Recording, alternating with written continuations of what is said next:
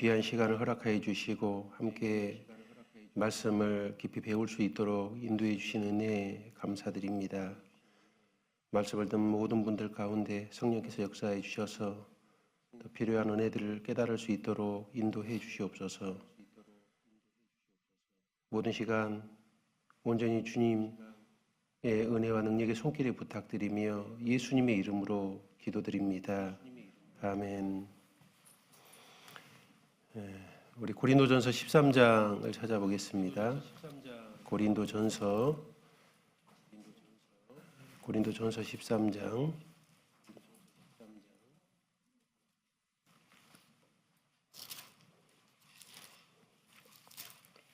13장 11절 말씀인데요. 우리 같이 읽어보겠습니다.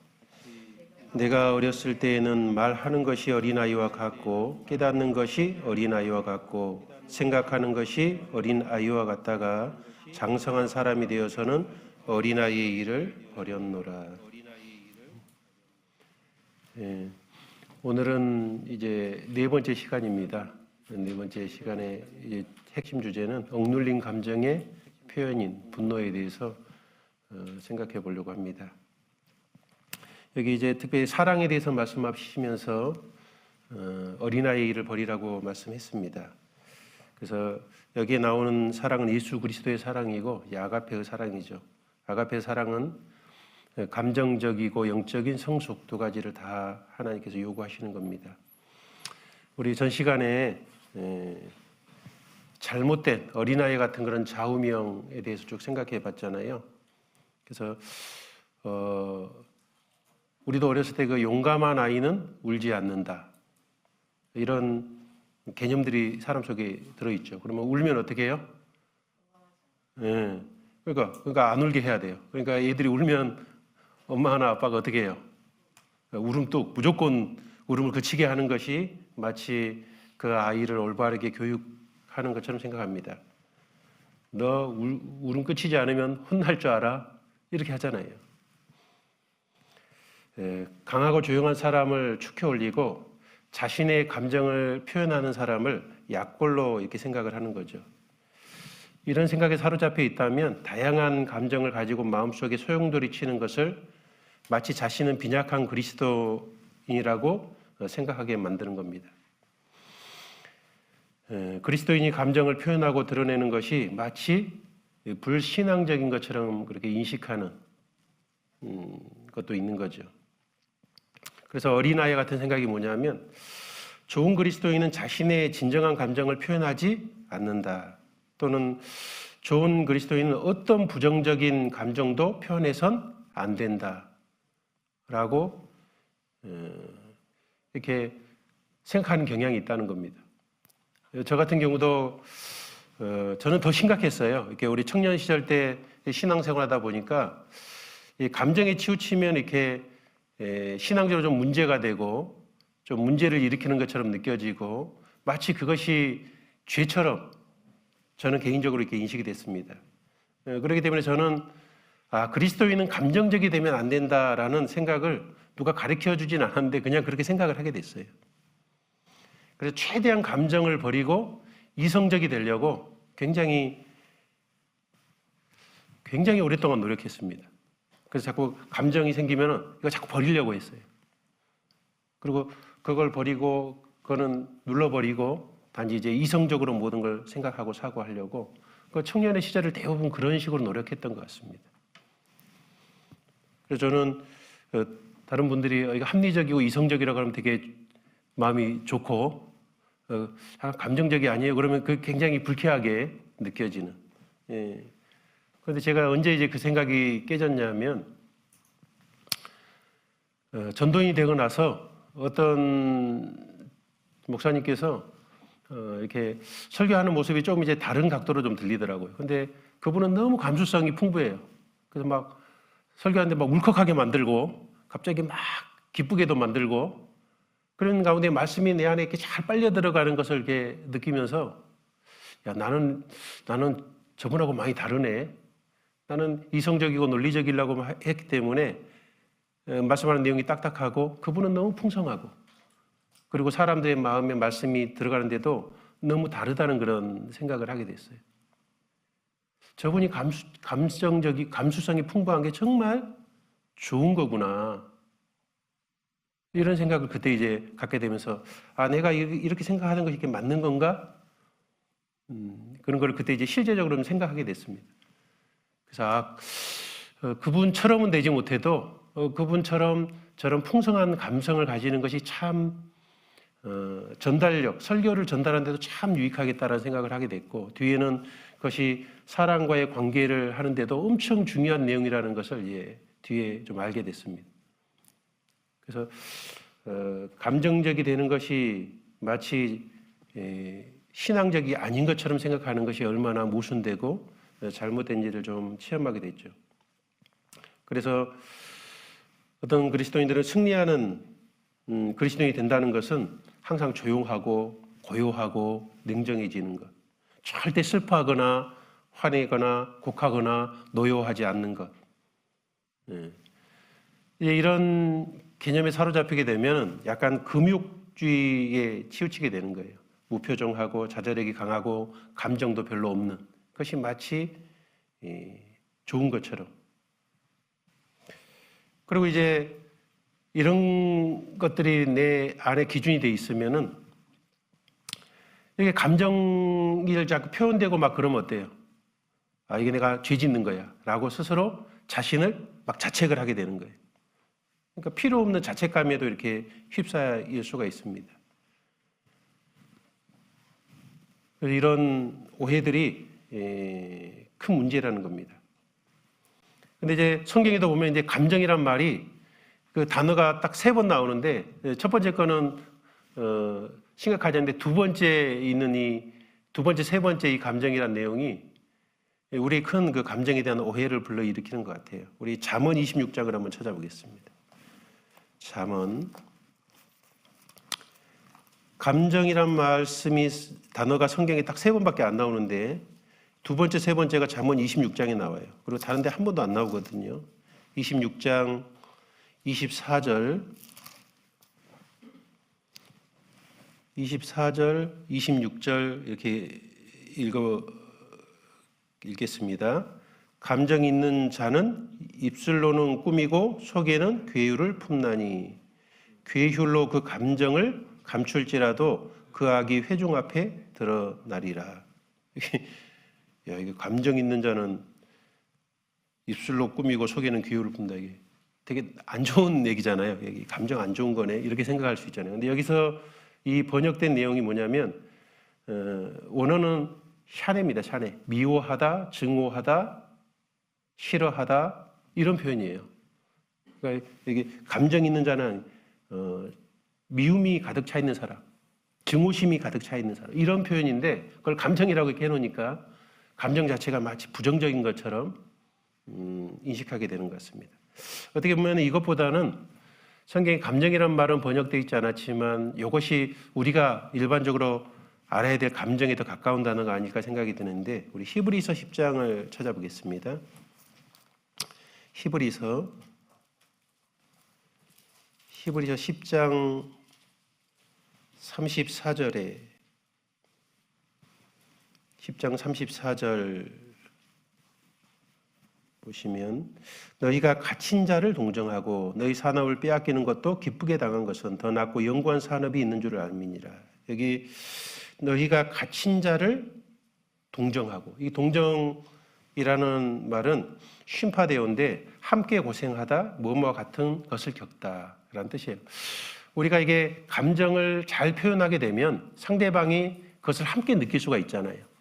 내가 아파하는 감정을 잘 표현할 때 상대방도 아파하고 내가 즐거워하는 감정을 잘 표현할 때 상대방도 즐거워한다면 그 마음의 그런 어떤 내용들을 같이 겪게 되는 거잖아요. 그러니까 감정이라는 건 어떤 사람의 마음을 연결해주는 고리와 같은 겁니다. 그래서 여기서 이 동정이란 말이 우리가 쓰는 감정하고 훨씬 더 유사한 내용이면 틀림없어요. 그러니까 잠언에 나온 그 감정은 그냥 미워하다는, 증오하다는 표현이니까 우리가 지금 말하고자 하는 감정과 전혀 다른 내용입니다. 그래서 우리는 먼저 예수님에 대한 감정 표현에 대해서도 한번 성경이 어떻게 다루고 있는지를 생각해 봐야 됩니다. 왜냐하면 이 분노도 하나의 감정이기 때문에 먼저 이 감정이 무엇인지를 우리가 잘 인식하는 것은 이 분노를 다루는 데서 아주 중요할 거라고 생각이 듭니다. 첫 번째, 감정은 선물이다 그랬잖아요. 실제로 감정은 하나님께서 우리에게 주신 아주 유익한 선물인데도 불구하고 마치 감정이 좋지 않은 것처럼, 마치 감정적이면 잘못된 것처럼, 신앙적이 아닌 것처럼 이 생각하는 것들이 큰 오해라는 거죠. 예수님은 감정을 잘 나타내신 분입니다. 첫 번째는 예수님의 3번의 눈물을 우리 흘리는 게 성경에 나오는데 한번 찾아볼까요? 요한복음 11장입니다. 요한복음 11장.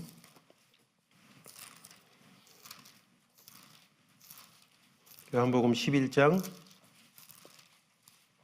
35절입니다. 11장 35절. 같이 읽겠습니다. 예수께서 눈물을 흘리시더라. 예수님께서 눈물을 흘리시더라. 예수님도 눈물을 흘리셨어요. 여기 유대인들, 여기 나사로 이야기를 특별히 이제 그 내용 속에서 이 내용이 나오잖아요. 유대인들은 나사로가 죽은 것 때문에 울었습니다.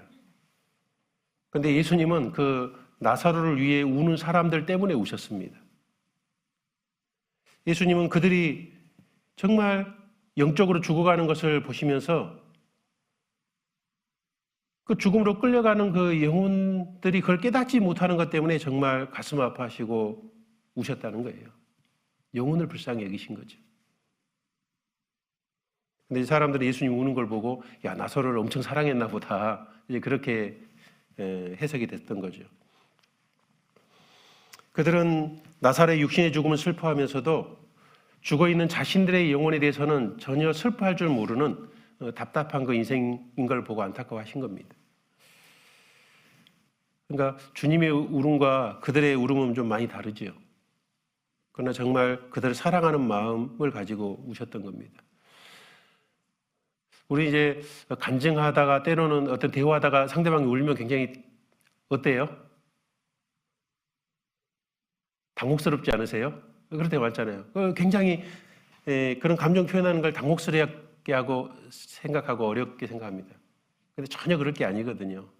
상대방이 운다는 것은 자기 마음이 잘 드러나는 거니까 그거를 울도록 잘 부드럽게 내버려 두는 것도 굉장히 좋은 거예요. 근데 우리는 마치 그것이 신뢰하는 것처럼 생각하고 내 감정의 표현이 그 사람에게 무례하게 행한다는 걸 생각도 하게 돼요. 그래서 우리가 울음이 나오면 뭐라 그래요? 죄송합니다. 그냥 울다가 울이 나오면 죄송합니다. 왜냐하면 그것이 이제 상대방에게 무례를 끼친다는 그런 생각이 있어서 그런 거잖아요. 우리는 옛날부터 이제 감정 표현을 잘 못하게 하는 그런 분위기 속에서 자라왔습니다. 이제 물론 이제 감정이 너무 오버된 것은 이제 좀 문제가 되긴 해요. 그런데 자연스러운 감정 표현은 참 좋은 건데, 그리고 그것이 잘 흘러가도록 도와줘야 되는데 우리는 그걸 가로막는 것이 마치 올바른 것처럼 생각하는 경우가 참 많습니다. 예수님이 또 우셨던 하나의 예를 찾아보겠습니다. 누가복음 19장을 찾아보시겠습니다. 누가복음 19장 41절입니다.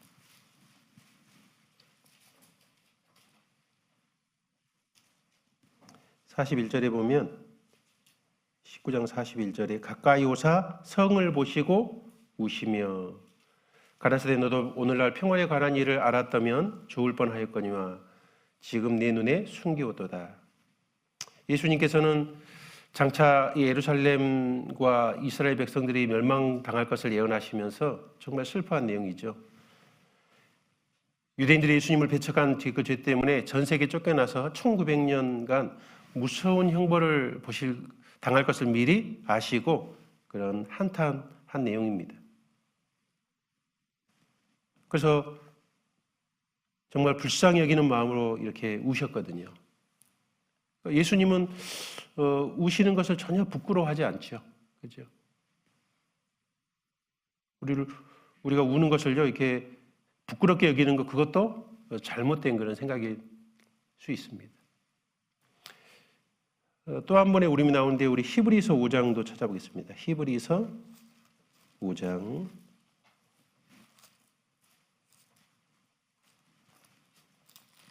히브리서 5장 7절 5장 7절은 우리 같이 읽겠습니다. 그는 육체에 계실 때 자기를 죽음에서 능히 구원하실 이에게 심한 통곡과 눈물로 간구와 소원을 올렸고 그의 경외하심을 인하여 들으심을 얻었느니라. 여기는 심한 통곡과 눈물로 간구와 소원을 올렸다. 주님께 정말 간절한 기도를 하는 또 그런 모습도 볼 수 있죠. 왜냐하면 예수님께서는 십자가의 죽음을 앞두고 정말 하나님 아버지께 간절한 그 마음을 아주 심각한 고통과 눈물로 이렇게 표현을 했던 거죠. 그러니까 우리 하나님 앞에 울음을 보이는 게 아주 당연한 거예요. 예수님도 그렇게 하셨잖아요. 우리가 정말 진실한 마음을 이렇게 울음으로 표현한다는 것이 주님 보실 때는 하나님 볼 때는 정말 아름다운 모습일 거라고 생각이 듭니다. 근데 이런 것도 이제 개인적인 울음들인데 예수님께서 많은 사람이 있는 데서도 울었다는 거 아세요? 공개적인 울음도 우셨습니다. 우리 요한복음 11장을 찾아보겠습니다. 요한복음 11장 요한복음 11장 36절입니다. 35절, 11장 35절에 우리 첫 번째 찾았던 말씀인데요. 예수께서 눈물을 흘리시더라. 이에 유대인들이 말하되 보라, 그를 어떻게 사랑하였는가 하며, 그러니까 많은 유대인들이 있는 데서 예수께서 눈물을 흘리셨던 거잖아요. 그래서 나사로를 사랑한다 이렇게 생각을 했는데 예수님은 슬픔을 어떻게 다뤘어요? 아주 자연스럽고 평범하고 아주 인간적이셨습니다. 그것은 슬픔을 다루는 아주 효과적인 방법인 겁니다.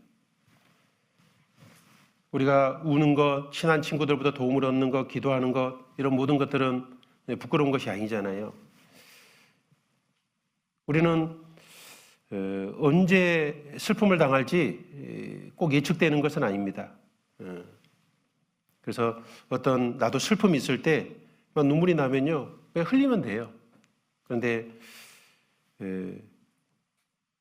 용감한 아이는 울지 않는다 이런 생각에 사로잡혀서 막 자제하려고 막 애를 쓰는 것, 그것도 감정을 다루는 적절한 방법은 아니라는 겁니다. 그래서 그럴 때 어떤 생각을 해야 돼요? 가장 용감했던 예수님도 우셨다.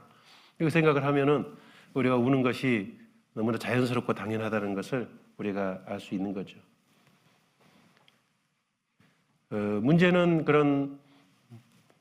이런 내가 싫어하고 안 했으면 좋겠고 부끄럽게 여기는 게 이제 그게 문제인데, 그래서 그런 좋지 않다고 생각하는 감정들을 자꾸 억누르게 되면 무슨 효과가 생기냐면 좋은 감정도 마음에서 이렇게 억눌려 버리게 됩니다.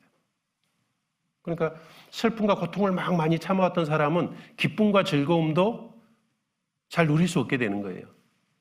감정은 한번 누르면 함께 눌리게 돼 있거든요. 근데 이제 성경은 그 감정을 잘 이렇게 누릴 것을 말씀하고 있거든요. 한번 볼까요? 로마서 12장을 찾아보겠습니다. 로마서 12장. 우리 이제 두 번째 감정에 대해서 한번 좀 생각해 보겠습니다. 좀 더 자세히. 로마서 12장. 로마서 12장 15절입니다. 15절. 로마서 12장 15절. 같이 읽겠습니다. 즐거워하는 자들로 함께 즐거워하고 우는 자들로 함께 울러. 즐거워도 하고 울기도 하고 이제 감정을 잘 이렇게 나누라고 돼 있잖아요. 아까 동정이 함께 겪는 것처럼 우리는 감정은 서로를 나누는 그런 굉장히 아름답고 좋은 도구이고 좋은 표현의 방식인 거예요. 그래서 우리 감정은 선물이라는데 감정에 대해서 좀 생각해 보면 감정은 원래 마음을 보호하고 관계를 유지하게 돕는 역할을 하는 겁니다. 이 감정과 먼 거리에 있는 사람들은 감정의 순기능을 사용하지 못하고 가짜 감정에 휘둘리면서 대화를 하게 되는 겁니다.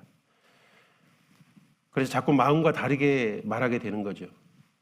자기의 감정을 제대로 인지하지 못하면 그렇게 되는 겁니다.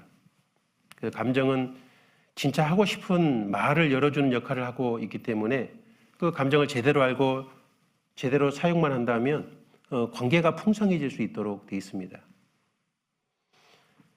그래서 감정이 우리에게 내 안에 일어나는 감정이 우리에게 무엇인가 말을 해주고 있는 거예요. 그런데 아이들은 그 자신의 감정 어렸을 때는 이런 일어나는 마음의 그런 감정들이 무엇인지를 잘 모릅니다.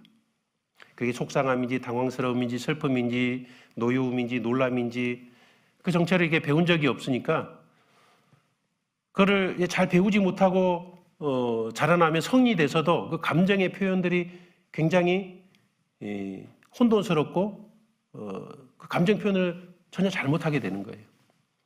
어떤 사람은 그냥 이렇게 씩 웃음만 지을 수 있는데 막 크게 웃는 경우도 있죠. 감정의 강약 조절도 어려운 거예요. 배우지 못해가지고. 나는 감정 표현이 어떤가 생각해보면 너무 감정이 죽어 있는지 아니면 너무 오버되어 있는지 그죠? 보통 일반적인 것과 좀 다르다면 내가 이 감정을 잘 다루지 못하고 있을 수 있잖아요. 어렸을 때는 어린아이들은 감정 표현을 딱 두 가지로밖에 표현하지 못해요. 어떻게? 울고 웃고로밖에 못하잖아요. 어렸을 때. 근데 그거는 이제 어렸을 때 그렇게 하는 것은 지극히 정상적인 거죠. 그런데 커서도 막 웃던지 화내는 것 두 가지밖에 감정 표현을 못한다면 나이는 어른이 됐지만은 현재 감정적인 상태는 어린아이, 아기 정도밖에 안 될 수도 있는 겁니다. 그래서 아이들은 낯선 상황이 되면 이것을 어떤 감정인지를 잘 모르기 때문에 자기 나름대로 판단해서 아무거나 골라 잡아서 감정 표현을 해버리는 거예요. 근데 속상해도 소리 지르고 당황스러워도 소리 지르고 슬퍼도 소리 지르고 놀라도 울고 이렇게 표현이 되는 거죠.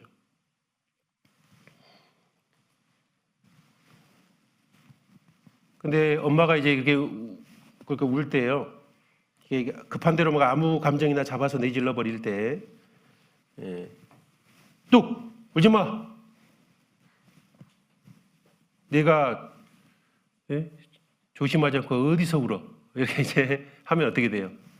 이 아이는 상황에 맞는 감정을 배울 수가 없게 되는 거죠. 이게 지혜로운 부모는 어떻게 하겠어요? 아, 왜 울어?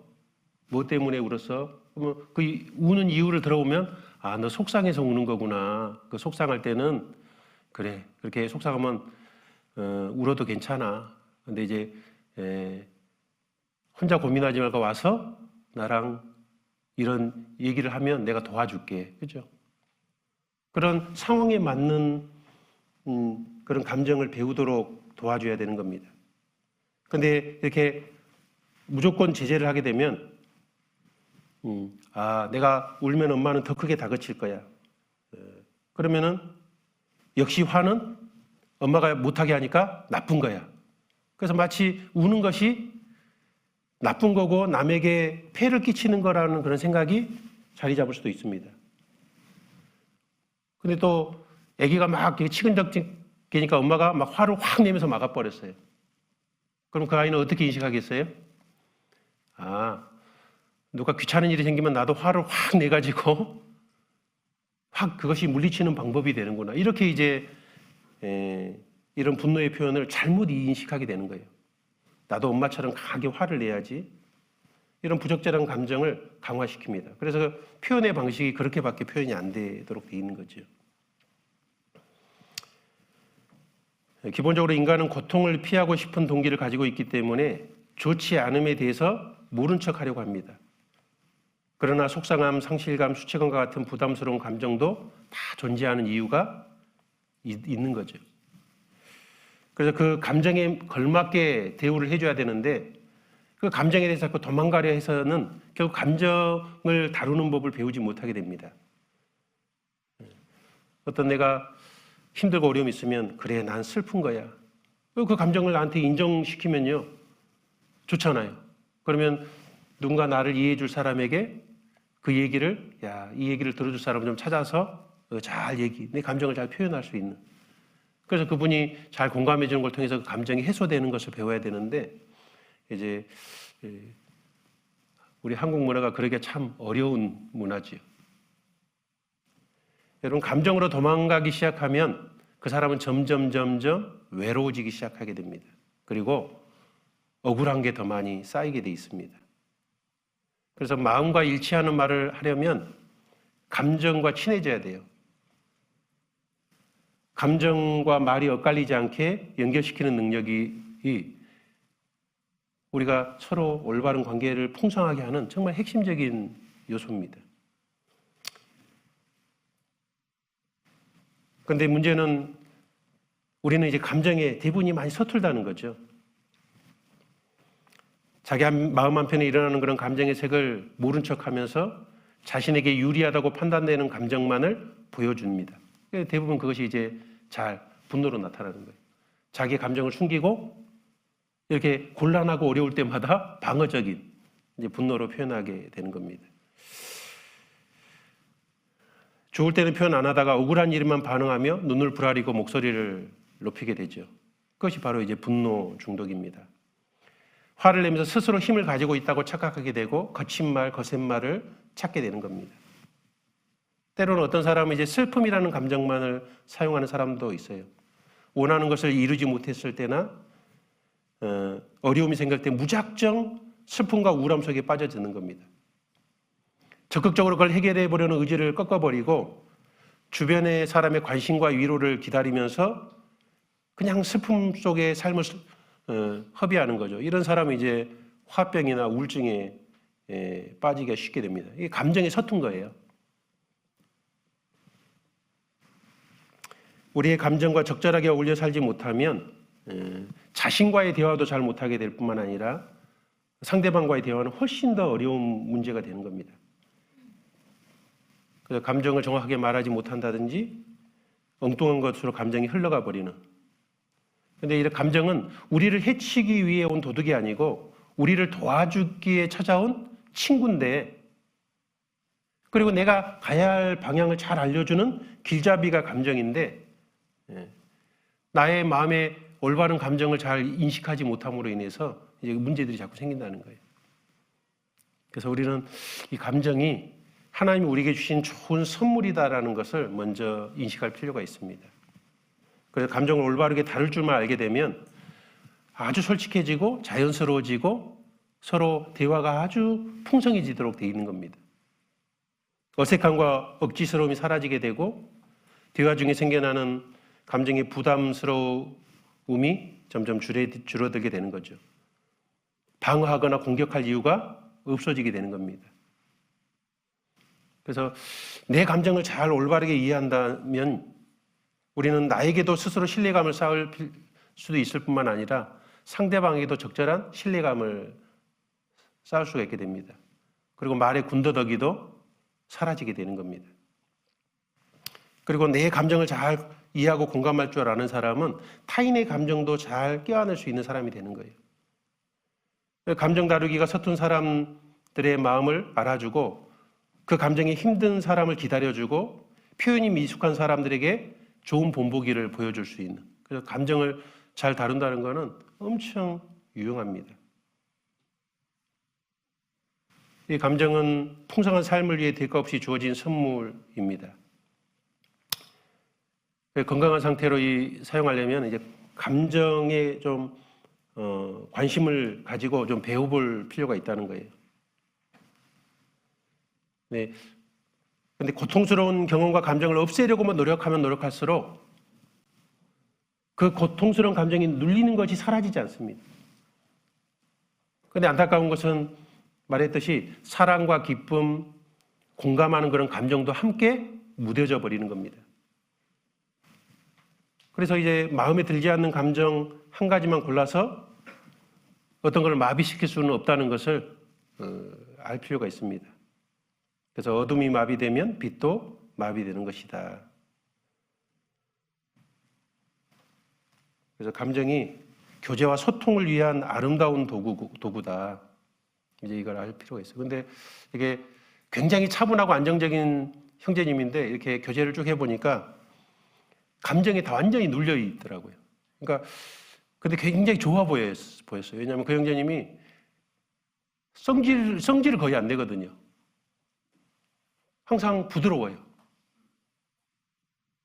그런데 보니까는 마음속에 기뻐할 줄도 몰라요. 보니까. 그러니까는 아내는 어때요? 다른 사람들은 그 형제님 보면 다 좋아해요. 근데 집에서 아내는 마음을 나누려고 하니까 어때요? 못 나누는 거, 못 나누는 거. 남편만 보면 어떻게 하면 짝짝 갈라진 사막 같아요. 그러니까 몸이 건조한 거죠. 마치 감정을 없애버리면은 칼라 영화가 아니라 흑백 영화를 보는 것과 비슷합니다.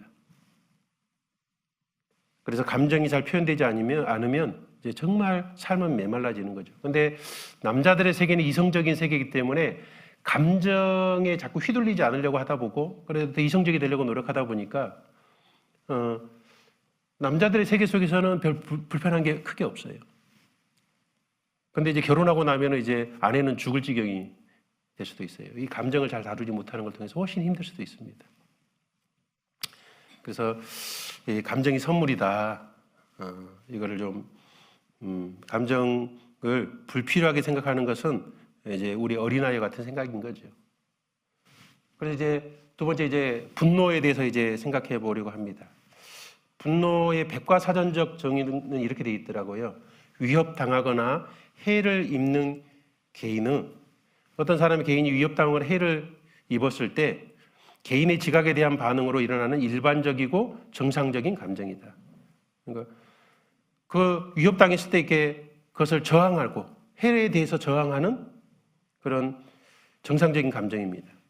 그런데 분노가 일어나면은 그 특징이 초조해지고 심리적, 언어적으로 공격적이 되고 심장박동과 심폐운동의 증가가 일어나고 심할 때는 폭력적 그리고 부정적 시각을 갖게 되는 것이다. 분노는 자기 내적일 수도 있고 외적일 수도 있으며 의식적일 수도 있고 무의식적일 수도 있다. 그러니까 분노가 밖으로는 안 폭발하는데 자기 내집으로 폭발할 수도 있고 내적으로는 안 폭발하는데 외부로도 폭발할 수 있다는 거죠. 근데 어떤 사람은 분노를 자꾸 화를 내는데 자기가 화를 확 내고 있는지를 잘 인식을 못하는 사람도 있다는 거예요. 자, 그런데 이 분노 자체가 그러면 죄된 감정일까요? 분노가 죄예요, 죄 아니에요? 네. 분노 자체는 죄된 감정이 아닙니다. 죄된 감정이라는 것은 따로 없습니다. 단지 감정에 잘못된 사용이 있을 뿐입니다. 감정을 잘못 다루게 되면 그게 죄가 되는 건 틀림없습니다. 근데 우리는 어떤 감정이 죄라고 규정해버리는 것은 그것도 잘못된 생각이에요. 왜냐하면 분노도 다양한 감정들, 슬픈 감정들, 어려운 감정들도 다 하나님께서 우리에게 주신 감정들입니다. 선을 추구하는 본능과 손을 잡게 되면 우리의 모든 감정들은 귀하게 사용할 수 있는 거죠. 악에 대해서 분노하지 못하는 사람은 선을 추구하는 것에도 열심히 할 수는 없는 겁니다. 잘못된 것을 미워하지 못한다면 진실과 의를 사랑하는가를 나는 점검해 봐야 되는 거죠. 분노는 연약한 것이 아니고 오히려 힘을 가지고 있습니다. 성경에 보면은 하나님도 분노하시는 하나님이라고 되어 있죠. 우리 찾아보겠습니다. 시편 7편입니다. 시편 7편. 시편 7편 11절입니다. 11절 같이 읽겠습니다. 하나님은 의로우신 재판장이시며 매일 분노하시는 하나님이시로다. 하나님 매일 분노하신대요.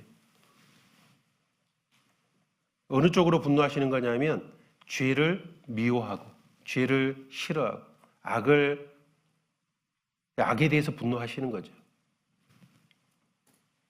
이런 걸 보고 이제 의분이라고 합니다. 의분. 의로운 분노. 의로운 분노가 반드시 필요한 거죠. 우리 나훔서 1장도 찾아보겠습니다. 나훔서. 나훔, 하박국, 스바냐죠.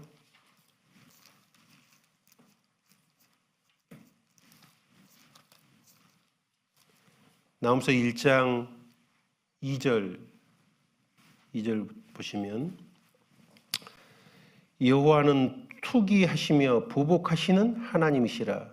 여호와는 보복하시며 진노하시되 자기를 거스리는 자에게 보복하시며 자기를 대적하는 자에게 진노를 품으시며. 여호와는 투기하시며 보복하시며. 하나님 투기도 하신다 그랬죠. 우리는 투기는 나쁜 감정을 생각하지만 하나님이 그렇게 하신다고 되어 있습니다. 하나님은 보복하시는 분이라 그랬죠. 악에 대해서 반드시 벌하시는 분이라는 뜻입니다. 하나님도 화를 내셔요. 근데 이제 또 3절에 이런 또 반대적인 것처럼 들리는 말씀도 하시죠. 여호와는 노하기를 더디하시며 권능이 크시며 죄인을 결코 사하지 아니하시느니라. 여호와의 길은 회리바람과 광풍에 있고 구름은 그 발에 티끌이로다. 죄인을 결코 사하지 아니하시냐. 그 죄에 대해서 반드시 형벌이 있는 것이 바로 하나님의 진노에 대한 궁극적인 표현입니다. 6절에 보면 누가 능히 그 분노하신 앞에 서며 누가 능히 그 진노를 감당하랴. 그 진노를 불처럼 쏟으시니 그를 인하여 바위들이 깨어지는도다. 하나님은 진노하고 분노하고 의로운 분노를 일으키고 악에 대해서 분노하고 이렇게 표현되어 있습니다. 그래서 성경은 분노의 잘못된 사용에 대해 정죄하며 그것을 받아들이고 키우고 간직하는 것에 대해 경고하고 있습니다. 그리고 그런 분노의 감정에 따르는 많은 잘못된 행위를 죄라고 말하고 계시는 거죠. 그래서 우리 예수님도 또 성경에 분노하셨다는 말씀도 있어요. 예수님도 화가 나셨거든요. 노하셨다는 말씀이 있어요. 그것도 한번 찾아보겠습니다. 마가복음 3장입니다. 마가복음 3장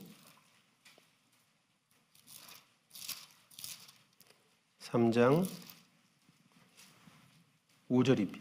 5절. 근데 이제 이게 알아야 될 건 예수님의 분노는 조절 능력 밖에 끌어오는 감정이 아니었고 의지의 조정 밑에서 잘 조정된 감정이었다는 거예요. 우리는 분노할 때요. 이성을 잃어버리는 그런 분노는 예수님이 분노와는 전혀 다른 겁니다. 그건 잘못된 거예요. 하나님의 의지의 조정 안에 있는 조절된 분노였다는 거죠.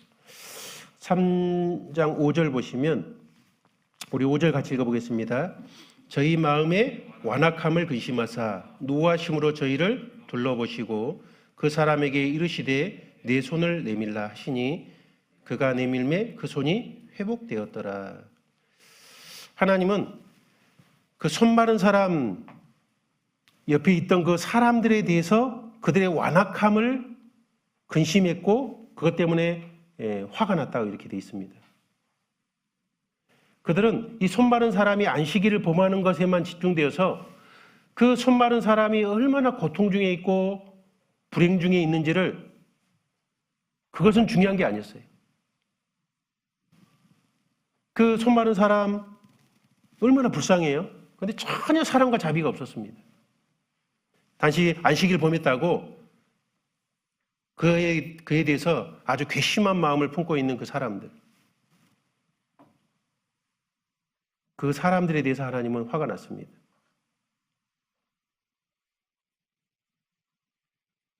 다르죠? 화내는 관점이 다릅니다. 그런데 하나님께서 이 5절에 노하심으로 이렇게 표현되어 있는데 노하심으로 뒤집어 엎었어요?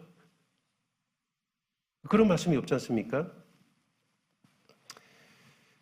하나님께서 예수님께서 이 분노에 대해서 얼마나 조심스럽게 행하시는지를 알 수가 있습니다.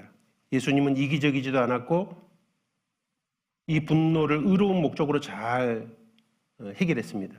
거기에는 폭발이나 격분이 없었죠. 흥분해서 눈에 보이는 것이 없다 이런 말이 없잖아요. 그들의 완악함에 대해서 노하셨잖아요. 그래서 그들의 완악함이 뭡니까? 그 불쌍한 사람을 동정하고 불쌍히 여기는 마음이 전혀 없었기 때문에 그들의 이 완악함을 깨기 위해서 어떻게 행동했죠? 손 마른 사람을 정말 따뜻한 마음으로 사랑과 은혜를 베푸는 마음으로 손 마른 사람을 고쳐주는 것으로 이 완악함을 깨신 겁니다. 여러분, 우리 마음속에 분노가 일어나는 것은 지극히 정상적일 수 있어요. 그런데 이 분노의 원인이 뭐예요? 이들의 악함이었습니다. 그들이 선을 행할 줄 모르고 그 괴로운 사람을 동정하지 못하는 마음 때문에 내 분노가 일어났잖아요. 그래서 예수님은 그들에게 이 손 마른 사람을 고쳐주는 것으로 그 따뜻한 사랑을 보여줌으로 인해서 이 분노의 문제를 해결했던 겁니다. 이 내용 이해 가시죠? 이건 되게 아주 중요한 거예요. 우리는 분노가 일어나면 화를 폭발시켜야 된다고 생각을 해요. 그런데 실제 예수님은 그렇게 않으셨잖아요. 우리가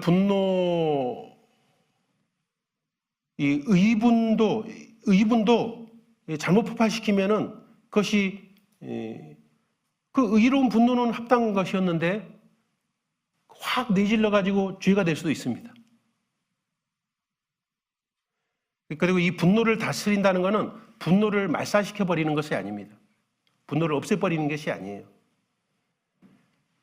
긍정적인 분노는 의분으로 올바른 응징과 징벌이 되지만 부정적인 분노는 독이 됩니다. 분노는 하나님과 하나님의 선한 목적을 깨는 불의나 마귀나 귀신들에 대해서 나타나야 되는 거죠. 그것이 의로운 분노입니다. 우리는 이 분노의 대상을 잘 생각해 봐야 됩니다. 이 대상을 잘못 고르면 망하는 거죠. 예를 들어 적군과 아군을 구별 못하고 전쟁하면 대패하게 돼 있잖아요. 되려 승리에 방해가 될 수도 있습니다. 그러니까 대상을 잘못 고르면 안 돼요. 다윗도 보면 이스라엘 군대를 모독하는 골리앗의 악한 말에 대해서 의로운 분노가 일어났잖아요. 그들이 이스라엘을 대적함으로 인해서 골리앗을 결국 때려잡게 되는데 그 하나님을 모독하는 악한 말에 대해서 분노가 일어난 겁니다. 에레미야도 하나님의 말씀을 거역하는 백성들의 행동에 분노했던 거죠. 그게 의로운 분노입니다. 그러나 잘못된 분노는 자신을 위해서 이기심에서 나오는 분노는 잘못된 겁니다. 그리고 의로운 분노라 할지라도 이게 오래 가지고 있다 보면요, 색깔을 바꿀 수도 있고 대상이 바뀔 수도 있어요. 그래서 이 분에 대해서 이렇게 에베소서 4장 26절에 어떻게 표현되어 있냐면 분을 내어도 죄를 짓지 말며 해가 지도록 분을 품지 말고 마귀로 틈을 타지 못하게 하라라고 말했습니다. 분을 내어도 죄를 짓지 말고, 그러니까 분을 내는 것 자체가 죄는 아닌데 분을 잘못 사용하면 죄가 될 수 있습니다. 그리고 의로운 분노라도 오래 품고 있으면 마귀가 틈을 타가지고 색깔을 바꿔가지고 대상을 바뀌게 할 수도 있다는 겁니다. 처음에는 어떤 것이 화가 나가지고 나 때문에 열이 받았는데 옆 사람이 자꾸 치근덕거리면 어때요? 나한테 화가 났는데 상대방이 화를 확 지르는 경우도 있잖아요. 이게 오래 분을 품고 있으면요, 이 불똥이 어디로 튈지 모르는 경우가 있습니다. 그래서 잘못된 분을 내면 죄를 짓게 되고 이 마귀가 그것을 이용해서 무서운 결과를 낳을 수도 있다는 겁니다. 그래서 분노는 약점이 있는데요, 우리 감정의 밑바닥에 있는 진흙을 끌어올리듯이 하는 거예요. 마음속에 온갖 더러운 것들을 쉽게 분노는 끌어올릴 가능성이 높습니다. 그러니까 분노 하나가 갖가지 뭐예요? 비난과 욕설과 그런 것들도 다 끄집어내잖아요. 굉장히 공격적인 성향으로 바뀌게 되는 겁니다. 분노는 아주 치명적일 수가 있어요.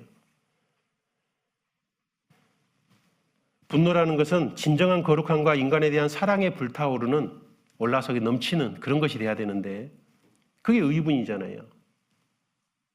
그런데 그런 것이 아니라면 이 분노는 죄와 결부되는 경우가 많습니다. 그리고 이 분노라는 것은 한번 화가 나면 이건 다룰 수 없는 것이 아니라 다룰 수 있는 감정으로 성경은 말씀하고 있습니다.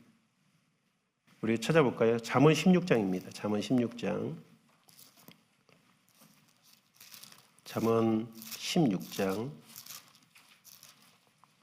16장 32절입니다. 32절. 16장 32절 같이 읽겠습니다. 노하기를 더디하는 자는 용사보다 낫고 자기의 마음을 다스리는 자는 성을 빼앗는 자보다 나으니라. 노하기를 더디하는 자. 화가 났을 때 그걸 잘 참는 거죠. 그것을 할 수 있는 사람은 강력한 용사보다 낫답니다. 결국 노하기를 더디하는 그것에 더 깊이 들어가 보면 자기 마음을 다스리는 그것이 훈련이 되잖아요. 노하기를 더디한다는 건 자기 마음을 다스리는 훈련이 됩니다. 자기 마음을 다스릴 줄 알게 되면 성을 빼앗는 자보다 낫다 그랬잖아요. 이 노를 다스릴 줄 안다는 것은 어마어마한 능력이라는 거죠. 정말 하나님 보시기에는 엄청난 가치가 있습니다. 그래서 단지 화 한 번 참고 하는 게 그렇게 신앙적인 문제냐? 아주 신앙적으로 중요한 문제라는 거예요.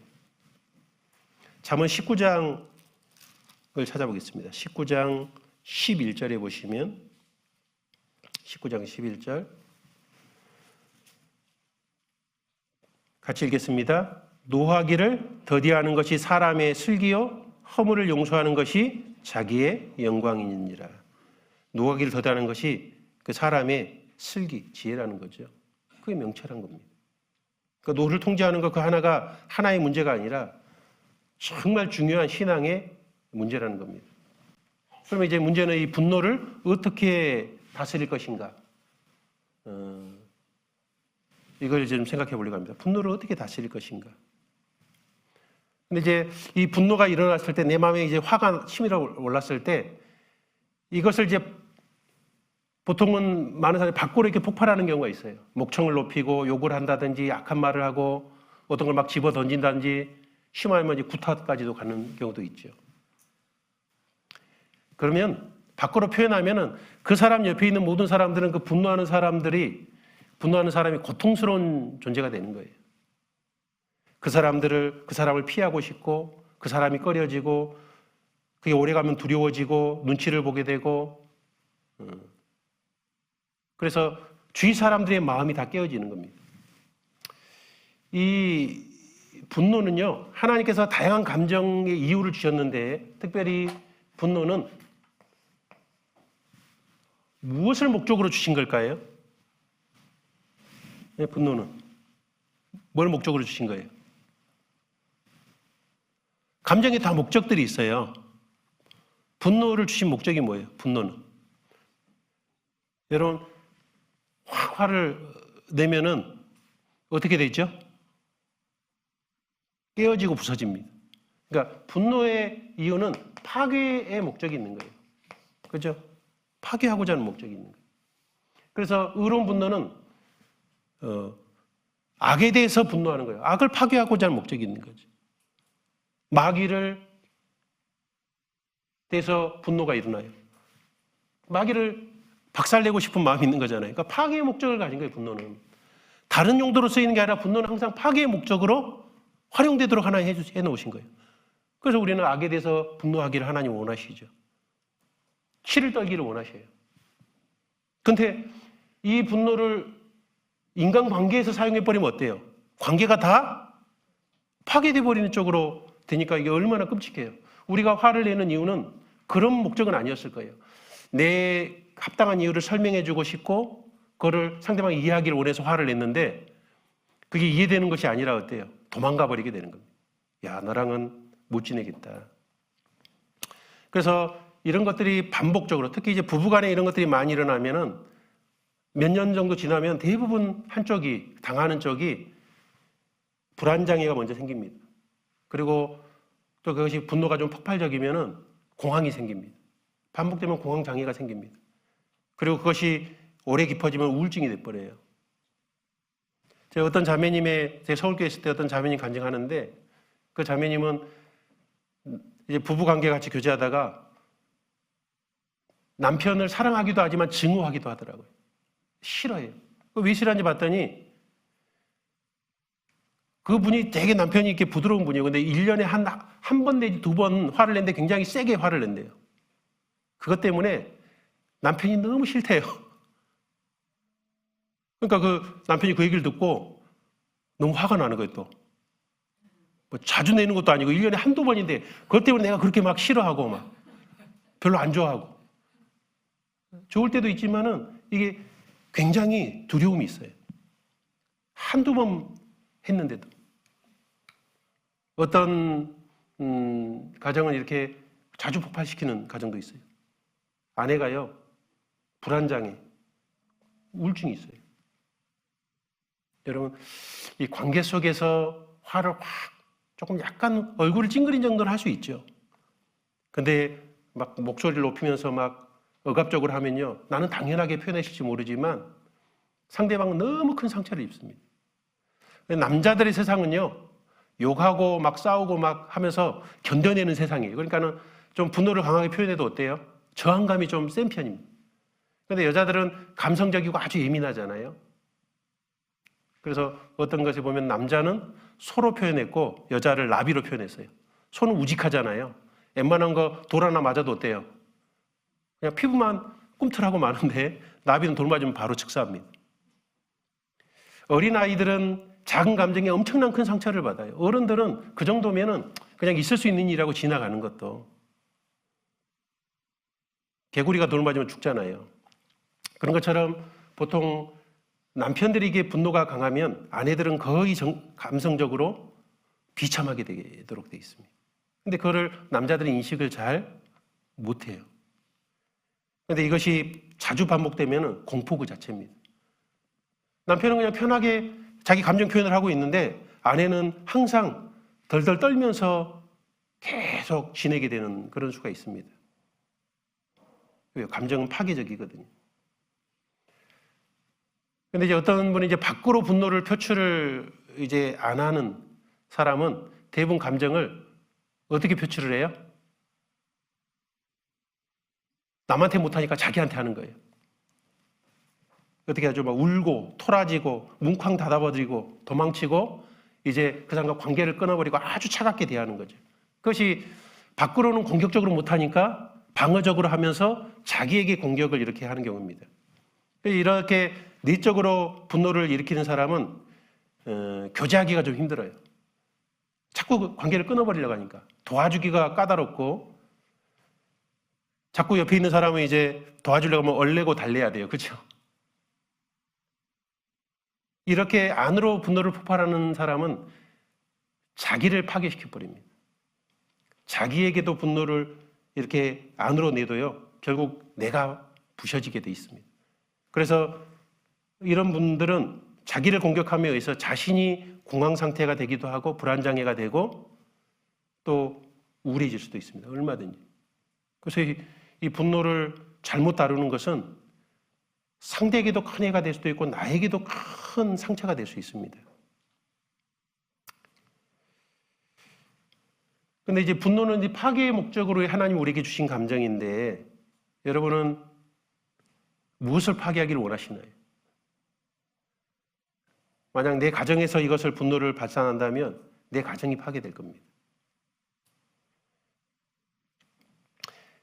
우리는 이게 분노가 일어나는 원인을 먼저 잘 살피는 지혜가 필요합니다. 이 원인된 것, 분노를 일으키는 원인을 파괴해야 되는데 이 분노가 일어나는데 엉뚱하게 내 주위에 있는 사람이나 내 자신 내적으로 고통을 주기 때문에 이게 문제가 되는 거예요. 분노의 원인을 찾기 전에는 그 올바른 것을 파괴할 수는 없게 되는 거죠. 그래서 원인되는 감정을 찾아야 됩니다. 자, 한 번에 성경에 좀 예를 들어보겠습니다. 우리 성경에 보면은 가인과 아벨 얘기가 나오잖아요. 이 가인이 그 가인과 아벨 말고도요, 아담에게 자식들이 많이 있었을 겁니다. 그런데 그들은 하나님께 제사를 지내서 하나님과 좋은 관계를 맺고 싶었습니다. 그러니까 다른 자식들보다 훨씬 더 좋은 마음이잖아요. 하나님과 교제를 나누고 싶고 마음을 나누고 싶고 하나님의 사랑을 느끼고 싶고 그래가지고 가인은 1년 동안 열심히 해온 그 농작물들을 제단에 바쳤잖아요. 아벨은 짐승을 제단에 바쳤습니다. 그런데 하나님께서 아벨의 제사를 받아주고 가인의 제사를 받아주지 않았습니다. 그래서 가인이 성경에는 분노했다고 말씀해요. 분노했다. 그래서 하나님께서 뭐라 그러냐 가인에게 네가 분냄이 어찌 합당하냐 어찌 마땅하냐 이렇게 있습니다. 그러니까 너 그거 화낼 일 아닌데 왜 화내니? 이렇게 말씀하신 거거든요. 자, 가인이 먼저 하나님에 대해서 솔직히 이제 하나님은 제사를 안 받았어요. 가인이 하나님께 대한 원 감정이 뭐죠? 원래 감정이 뭐예요? 네? 말 안 하면 저도 안 해요. 얘기해 보세요. 괜찮아요? 그렇죠. 서운함이에요. 서운함. 서운해. 왜요? 주님과 교제하고 싶은데 하나님이 안 받아주니까 마음에 서운함이, 섭섭함이 있는 거예요. 그러면은 하나님 왜 내 제사는 안 받아주시는 거예요? 하나님은 나 교제하고 싶은데. 그렇게 서운함을 잘 표현한다면은 풍부한 교제의 거리가 되는 거죠. 근데 서운함이 뭘로 바뀌었죠? 바로? 그렇죠. 안 받아줬다는 그 자체 때문에 미움과 원망이 생긴 거죠. 그리고 이걸 다시 색깔을 바꿔서 분노로 이렇게 표출한 거잖아요. 그러니까 이제 감정은 색깔을 잘 바꿉니다. 이게 훈련이 안 되면 이 원감정을 찾기가 너무 어렵죠. 자, 아벨은 무슨 죄가 있어요? 자, 아벨을 한번 생각해. 가인과 아벨과의 관계에서. 근데 아벨은 돌로 쳐 죽여버렸잖아요. 근데 아벨이 가인한테 잘못한 거 있어요? 없어요? 하나도 없잖아요. 그리고 아벨이 가인을 싫어하는 것도 아니고 평소에 형제간에 잘 돼 있을 거 아니에요. 그러면 아벨에 대해서 가인이 아벨에 대한 첫 번째 감정은 뭐예요? 분노예요? 그건 뭐예요? 예? 시기 질투? 그것도 원감정이 아니죠. 아니 시기 질투 맞아요. 그것도 맞는데 이거는 원감정은 아니고 좀 변한 감정입니다. 그렇죠. 그 원래 감정은 부러움이라는 게 있죠. 왜 쟤는 받아주고 나는 안 받아줬으니까 부러운 거예요. 사돈이 논을 사면 배가 아프다. 이거는 원래 부러움에서 바뀐 거죠. 배가 아픈 거는 뒤에 변한 감정이지 원래 부러운 겁니다. 부러움. 이거는 부러움에는 죄된 모습이 없습니다. 그렇죠. 근데 어떤 이 하나를 넘어서면서 어때요? 사람을 미워하고 원망하는 건 죄잖아요. 사람을 시기 질투하는 거는 죄가 되잖아요. 부러움 죄된 감정입니까? 서운함은요? 전혀 죄가 아니에요. 근데 시기 질투가 분노로 바뀌고 분노가 살인까지 하게 되는 쪽으로 바뀌어버렸잖아요. 이 원래 감정을 알게 되면 이것을 잘 표현함으로 인해서 잘 그 상대와 표현만 할 수 있다면 일어나는 취했다면 이 분노의 감정을 해결할 수 있어요? 없어요? 해결할 수 있잖아요.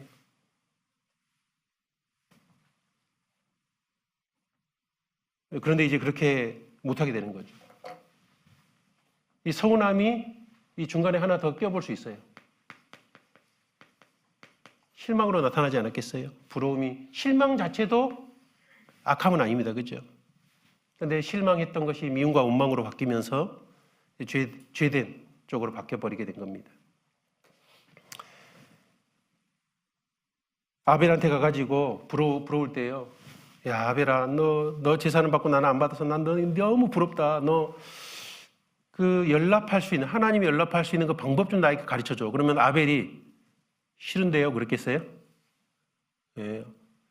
아버지한테 얘기 들어보니까 아버지도 가죽 옷 입을 때 짐승을 잡아서 한 걸 보고 하나님께 나갈 때는 꼭 생명이 죽어야 되고 피가 필요하다는 걸 알게 됐습니다. 형도 그렇게 하시면 반드시 하나님께서 연락하실 거예요. 당연히 가르쳐 줄 거예요. 그러면은 아마 가인과 아벨은 서로 더 깊이 사랑하고 더 돈독한 형제 우애를 나눴을 것임에 틀림없습니다. 그런데 그것이 그냥 분노란 감정으로 다 치환돼 버렸고, 그러니까 어떻게 보면 이제 가인은 감정의 훈련이 너무 안 돼 있는 거예요. 그러니까 한번 우리 창세기 4장을 찾아보겠습니다. 창세기 4장.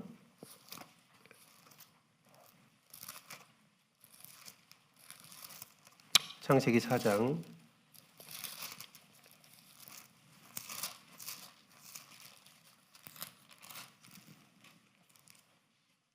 5절에 보시면 가인과 그 재물은 연락하지 아니하신지라 가인이 심히 분하여 안색이 변하니 여호와께서 가인에게 이르시되 내가 분하여 함은 어찌미며 안색이 변함은 어찌미뇨 내가 선을 행하면 어찌 낯을 들지 못하겠느냐 선을 행치 아니하면 죄가 문에 엎드리느니라 죄의 소원은 너에게 있으나 너는 죄를 다스릴지니라. 이미 이제 안색이 변해서 분노하니까는 이미 그것이 죄가 돼버렸어요. 그래 죄의 소원, 죄를 짓고자 하는 그 간절한 마음은 네게 있지만 그 죄를 네가 다스려야 된다. 근데 뭐 다스린 게 아니라 이 죄를 폭발시켜가지고 그냥 아벨을 죽여버리잖아요. 이 분내는 것이 합당치 않은 거예요. 그러려면 이 죄를 다스리라 그랬는데 이 다스리는 방법이 뭡니까? 근원적인 것을 추적해 봐야 되는데 추적할 힘도 없었던 거죠. 마치 어렸을 때 가인은 울고 웃고 하다가 이런 것들에 대해서 전혀 성숙이라는 게 없으니까 어때요? 커서도 그냥 서운함, 부러움 이것을 다 우는 것처럼 그냥 분노로 다 표출해버림으로 인해서 그는 하나님 앞에 아주 치명적이고 큰 죄를 짓고 비참한 운명에 처할 수밖에 없게 된 겁니다. 이게 심각한 문제죠. 그래서 분노를 다스리려면 이런 거를 찾아내려면 자기 혼자 찾기는 참 힘들 수 있어요. 그래서 어떤 사람과 우리는 부부 관계 속에서 어떤 사람과의 관계 속에서 어떤 상황 속에서 이런 분노가 치밀어 오르잖아요. 그러면 어떤 사람과의 관계라면 그 사람과 이제 그 마음을 좀 가라앉히고 그리고 사랑은 오래 참고로부터 시작하잖아요. 이 분노를 먼저 참는 상태에서 대화를 해봐야 되는 겁니다. 그래서 대화 속에서 내가 좀 이렇게 마음이 이렇게 끌어오르는데 왜 그럴까요? 그런데 그것이 자꾸 당신에게 그런 표현이 자꾸 갈라 그래요. 왜 그럴까요? 이렇게 물어본다면 상대방도 좀 연구를 해보시지 않겠어요? 같이 대화하지 않겠어요? 그러면서 왜 그럴까 생각해 보면서 그 원래의 문제를 좀 찾을 수 있게 되는 겁니다. 그래서 이 분노가 일어날 때도 그것을 가라앉히고 부드럽게 대화를 해보려고 노력하면 성숙이 일어납니다. 근데 이거는 이제 여자들은 조금 더 쉬운 것 같아요. 여자들은 좀. 근데 남자들은 먼저 성질이 일어나면 화가 나면요. 먼저 어떻게 해야 되냐면은 도망가야 돼요. 폭발력이 더 세고 그러니까 남자들은 보통 화가 나면은 피합니다. 왜요? 먼저 가라앉혀야 되거든요. 먼저 참고 진정을 시키고 난 후에 이 대화가 가능해요. 이제 부부 사이에 이제 남자가 화가 나면은 안 내지르면 이제 남자는 도망가는데 도망가는 것을 보고 여자가 이제 열을 받아요. 왜요? 지금 뭐가 있으면은 말로 풀어야지. 도망가는 게 자기를 무시했다는 반대적인 감정 때문에 이제 화가 나는 거예요. 근데 남자가 이렇게 방 안으로 쏙 들어가 버리면은 화낼 게 아니라 지금 진정시키러 갔구나. 좋은 행동이거든요. 그리고 나서 몇 시간 지나면 어때요? 마음이 좀 잘 가라앉았으면 그때 가서 이제 남편이 나오면 그때 이제 대화를 시도하면요. 대화하기가 좀 좋은데 방으로 확 들어가니까는 방문 차고 막 빨리 안 열어. 그래서 이제 열면 어떻게 돼요? 그러면 이제 끝장나는 거죠. 동네 싸움, 개인 싸움이 동네 싸움 되는 겁니다. 그래서 이제 먼저는 참아야 되고 이제 마음이 가라앉았을 때 대화하는 거예요. 여자는 좀 화가 나도요, 바로 참고 그 대화로 풀 수 있는 능력이 여자는 있는 존재예요. 남자는 그게 거의 불가능한 존재입니다. 그래서 기다려주는 그런 게 좀 필요하고, 그 기다린 후에 어느 정도 가라앉을 때 대화를 해야 되는 거다. 그리고 이제 화가 가라앉아서도요, 여전히 그 화가 있습니까, 없습니까? 화가 있어요. 그러면 이제 화가 있을 때 그 화가 난 이유들을 쭉쭉 이렇게 서로 들어보면서 어떻게 해줘야 되죠? 그런 걸 가지고 화를 내냐고. 그럼 어떻게 돼요? 가라앉았던 화가 다시 다시 터쳐 올라오고 그렇게 되는 거죠. 화는 어떻게 해줘야 되죠? 달래줘야 되는 겁니다.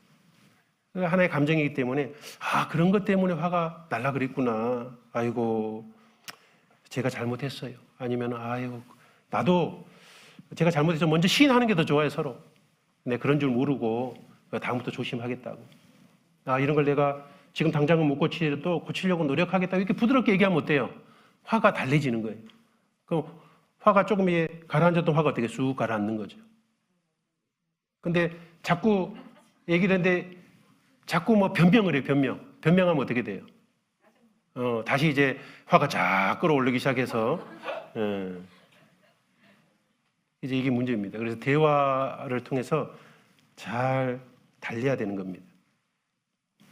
그리고 그 어떤 화의 분노가 있을 때 이제 가라앉고 나면은 두 번째는 달래기 위해서 하나님을 우리의 둘 관계 중심에 개입시키는 게 참 필요해요. 하나님이시라면 이것을 어떻게 바라보실까라고 생각한다면 훨씬 더 지혜롭게 판단할 수 있게 됩니다. 그리고 어떤 어려움은 그렇게 생각을 하고 대화를 해도요, 이게 쉽지가 않아요. 해결되지 않는 분노들이 있습니다. 왜냐하면 상대방도 이렇게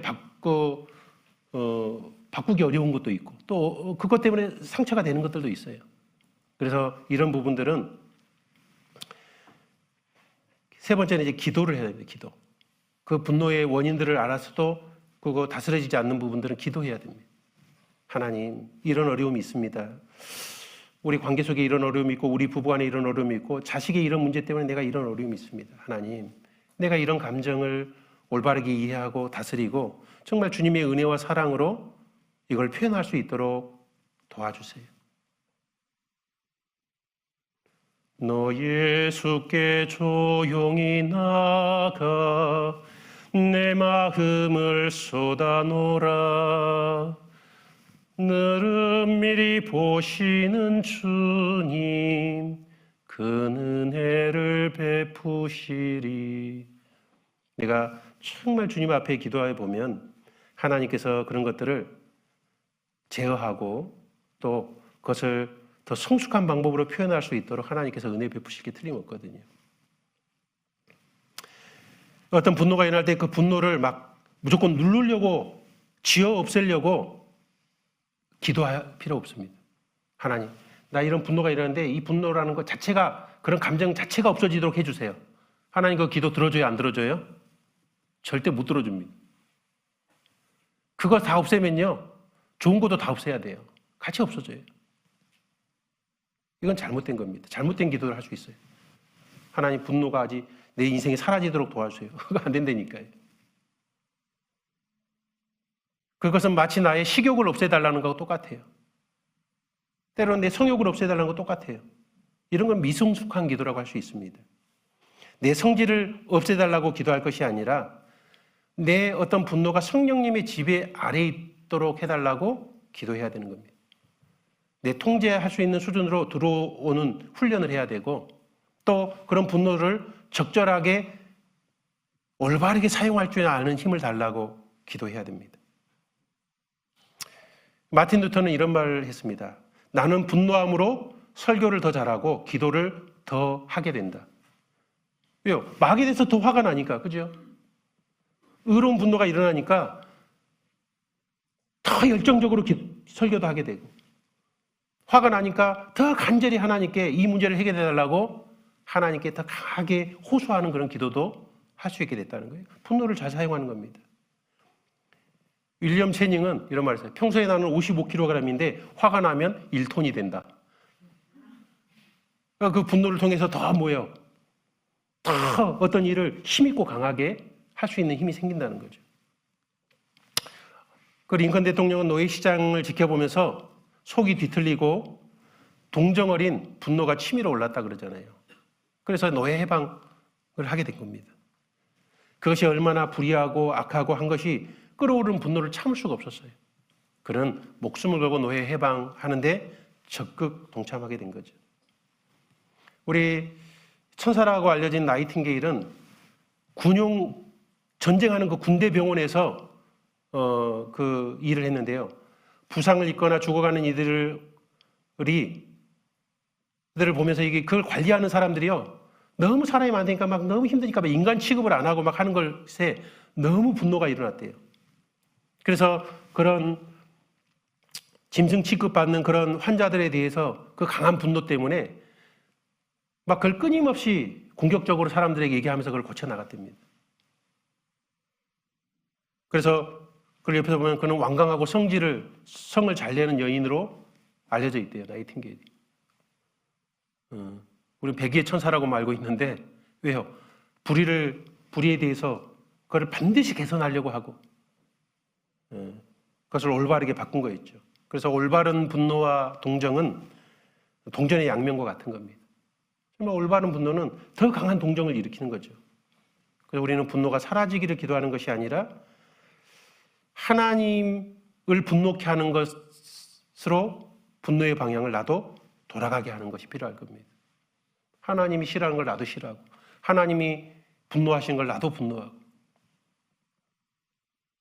분노 자체가 없어지는 것이 지혜가 아니고 우리는 올바른 의로운 분노로 바꿔야 되고 또 인간에 대한 잘못된 분노라면 그것의 분노의 원인을 찾아서 그거를 깨트리는 쪽으로 이렇게 가야 되는 겁니다. 이것은 굉장한 훈련이 필요해요.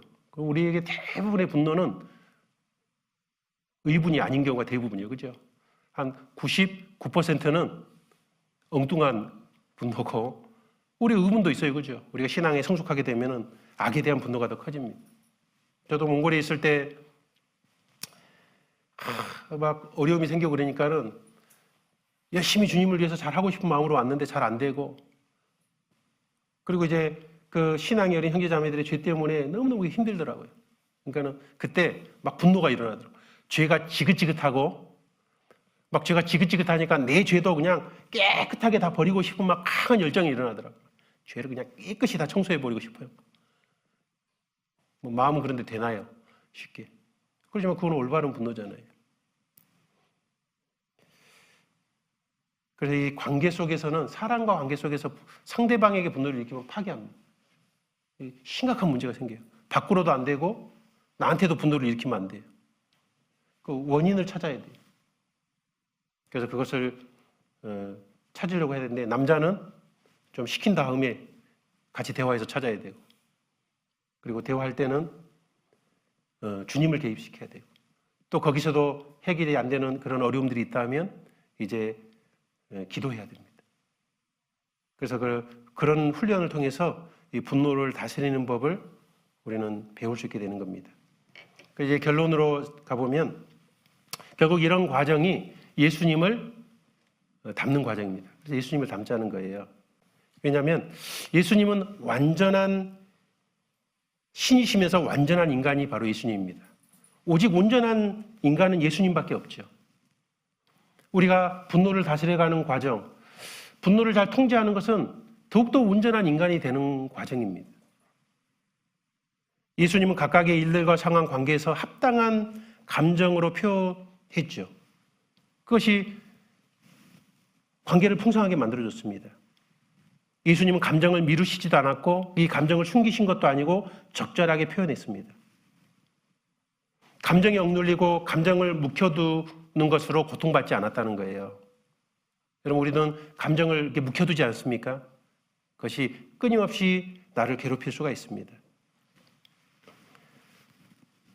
잘못된 어렸을 때 그런 감정에 휩쓸리면 안 됩니다. 거기에 붙잡히면 안 됩니다. 어린아이는 울지 않는다. 울어도 돼요.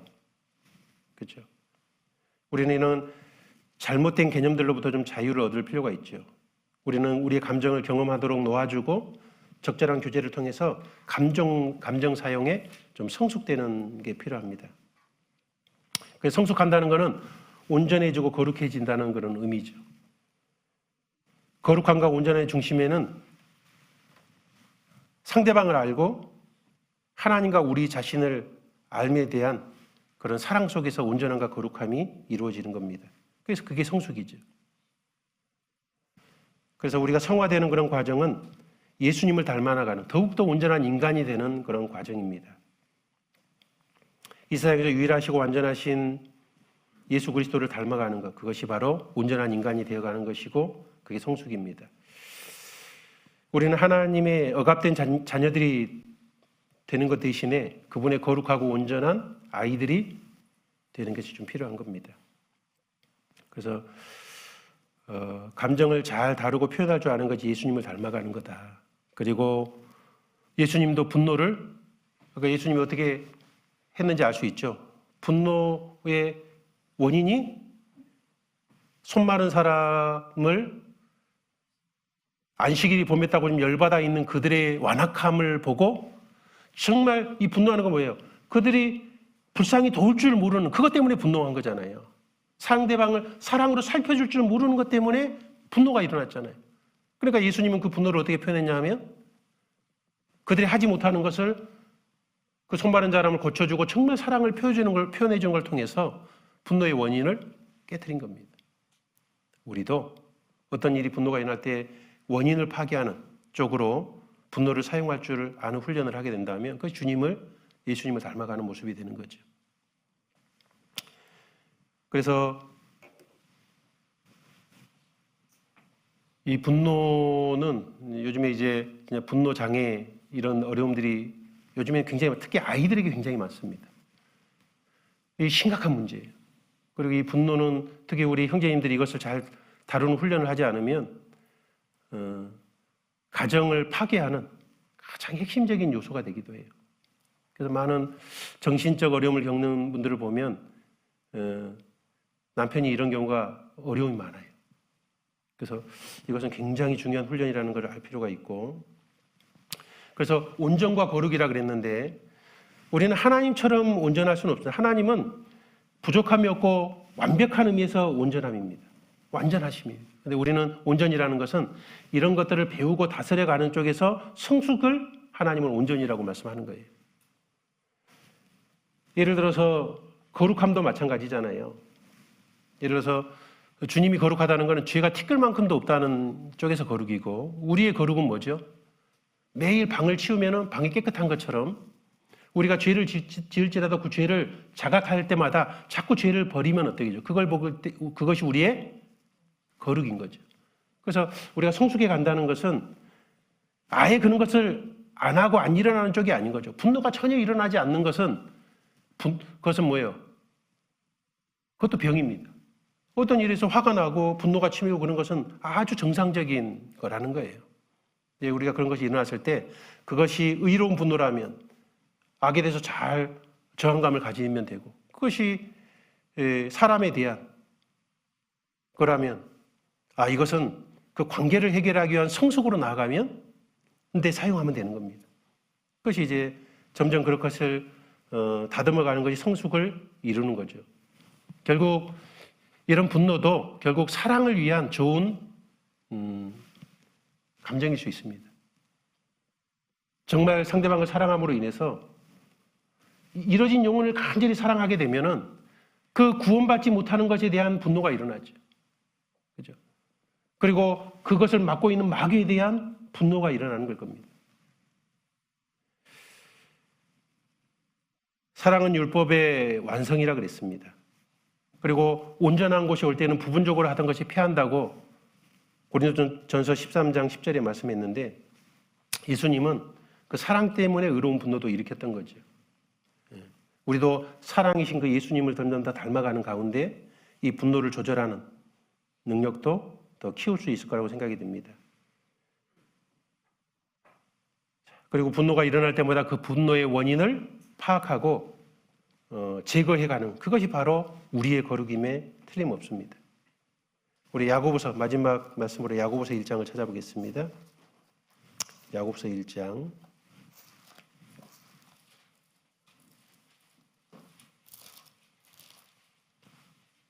야고보서 1장 19절 20절 말씀인데요. 같이 읽어보겠습니다. 내 사랑하는 형제들아, 너희가 알거니와 사람마다 듣기는 속히 하고 말하기는 더디하며 성내기도 더디하라.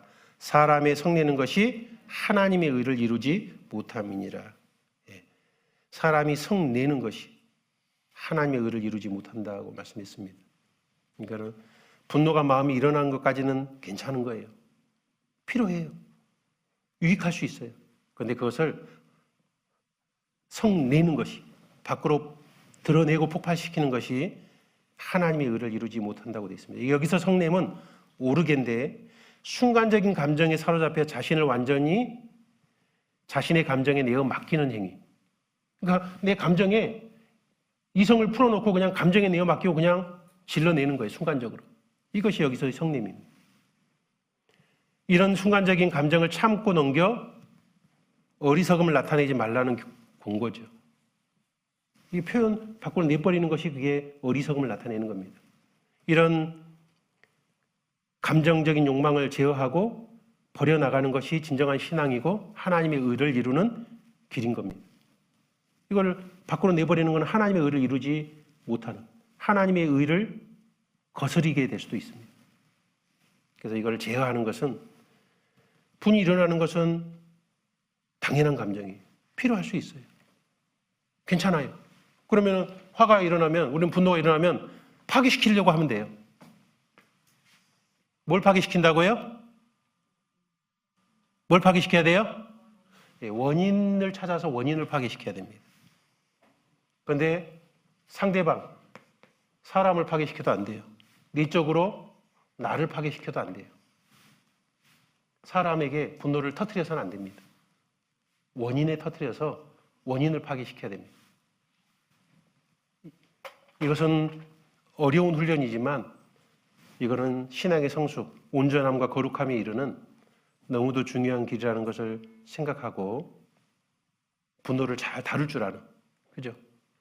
그 화가 났을 때 그 분노를 적절하게 다루면 이 분노가 우리에게 큰 힘이 되어주고 또 더욱더 하나님의 일을 하는데 힘있게 또 열정적으로 할 수 있는 그런 귀한 도구가 될 거라고 생각을 합니다.